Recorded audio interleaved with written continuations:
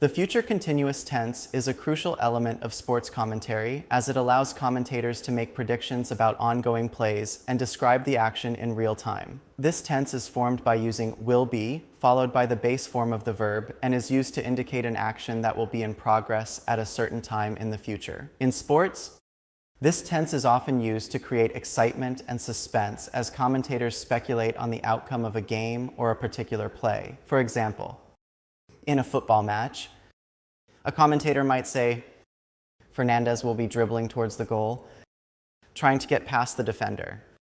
This sentence indicates that the action of dribbling will be happening at a future point in time. Another example could be in a basketball game where the commentator might say, the point guard will be setting up a pick and roll play with the center.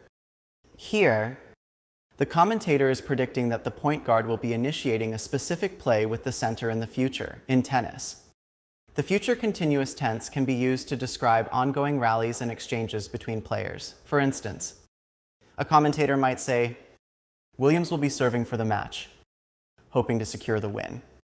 This sentence indicates that Williams will be actively serving at a particular moment in the future. In addition to individual plays, the future continuous tense can also be used to predict the overall outcome of a game or match. For example, a commentator might say, if the team can maintain their lead, they will be advancing to the final.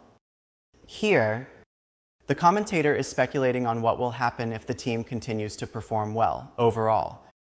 The future continuous tense is a valuable tool in sports commentary as it allows commentators to make predictions, describe ongoing plays, and generate excitement for viewers. By understanding and recognizing this tense in sports commentary, ESL students can enhance their comprehension of live sporting events and better appreciate the dynamic nature of sports commentary.